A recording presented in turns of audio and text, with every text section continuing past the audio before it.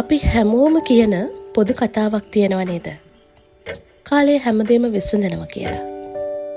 එහෙමත් නැත්නම් මොකක් හරි වැරදුනම අපි කියනවා මගේ වෙලාව හොඳ නැහැ කියලා. කාලයත් එක්ක හැමදේම විසඳෙයි කියලා හිත හදාගෙන ඉන්න එක ලේසි. හැබැයි ඒක අපි වගකීම් වලින් පැනලා යන පාවිච්චි කරන ලේසිම ආයුධය නෙවෙයිද? වැරද්ද තියෙන තමන්ගේ අතේ කියලා අවංකව පිළිගන්න එක ජීවිතයේ ලොකුම පියවරක්. අද අපි කතා කරමු ඒ ගැන. කාලය කියන මායාවට මුවා වෙලා අපි කරන වැරදි සහ කාලය සැබෑ විසඳුමක් කරගන්නේ කොහොමද කියලා. කාලයට දොස් කියන්න එපා. කාලය කියන්නේ සාක්ෂිකරුවෙක් විතරයි. අද අපි කතා කරමු ඒ ගැන. ඇත්තටම වැරද්ද තියෙන ඔරලෝසුවේ කටු අතරද නැත්නම් ඒ කටු කැරගෙන අතරේ අපි ගත්ත තීරණ ඇතුළේද කියලා. එහෙනම් වෙනද වගේම අදත් ආදරෙන් පිළිගන්නවා The Art of Living podcast series එකට මගේ ආදරණීය යාළුවෝ හැමෝම. ඇයි අපි හැමතිස්සෙම කාලයට බනින්නේ?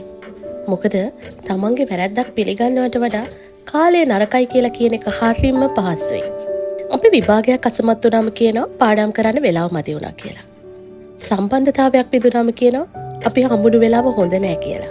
හැබැයි අපි එක මොහොතකටවත් හිතුවද කාලය කියන්නේ හැමෝටම සමානව ලැබෙන දෙයක් කියලා? සාර්ථක වුණු මිනිහටත් අසාර්ථක වුණු මිනිහටත් ලැබෙන්නේ දවසට පැය 24යි. එතකොට ප්‍රශ්නේ තියෙන්නේ කාලය ඇතුලේ නෙවෙයි. අපි ඒ කාලය පාවිච්චි කරපු විදිහ ඇතුලේ. අපි කාලයට දොස් පවරන හැම මොහොතකම අපි කරන්නේ අපේ වැරදි හදාගන්න තියෙන අවස්ථාවන් මගහරින එක. ඔව්, කාලය හැමදේම විසඳනවා තමයි. හැබැයි ඒක ඉබේ සිද්ධ වෙන්නේ නැහැ.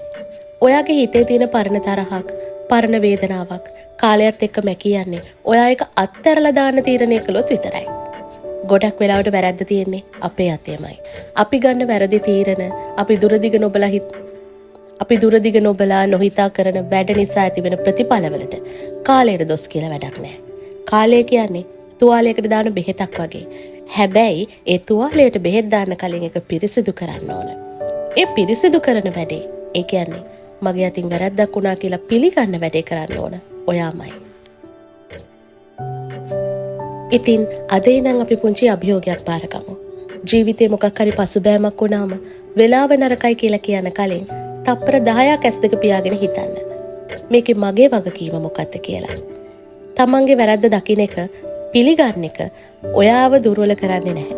ඒක ඔයාව ශක්තිමත් කරනවා. ඔයා ඔයාගේ වැරද්ද දකින්න තැනින් තමයි ඔයාගේ අලුත් ජීවිතේ පටන් ගන්නෙ. කාලය කියන්නේ ඔයාට ඕන විදිහට අඳින්න පුළුවන් හිස් කැන්වස් එකක් විතරයි. ඒකේ ලස්සන චිත්‍රයක් අඳිනවද නැත්නම් ඒක පැල්ලම් කරනවද කියන එක තීරණය කරන්නේ ඔයාගේ අතේ තියෙන පින්සල මිසක් කැන්වස් එක නෙවෙයි. කාලය ගෙවි යනවා. මේ පොඩ්කාස්ට් එක අහගෙන ඉන්න මේ විනාඩි කිහිපයත් දැන් ඔයාගේ ජීවිතෙන් ගෙවිලා ඉවරයි. ඒ විනාඩි කිහිපය ඇතුලේ ඔයා යමක් ඉගෙන ගත්තා නම් ඒක ඔයාගේ ජයග්‍රහණයක්. මතක තියාගන්න. කාලයට දොස් කියන එක නතර කරපු දවසට ඔයා ඔයාගේ ජීවිතේ නියමුව බවට පත් වෙනවා. ඔයාගේ අදහස්, ඔයාගේ අත්දැකීම් අපිට කියන්න. තවත් දවසක මේ වගේම හිතන්න යමක් ඉතිරි කරන කතාවකින් ඉක්මනටම හම්බෙමු. එහෙනම් අදට ගිහින් එන්නම් ඔයාගේ ලස්සන ජීවිතේට ජය වේවා.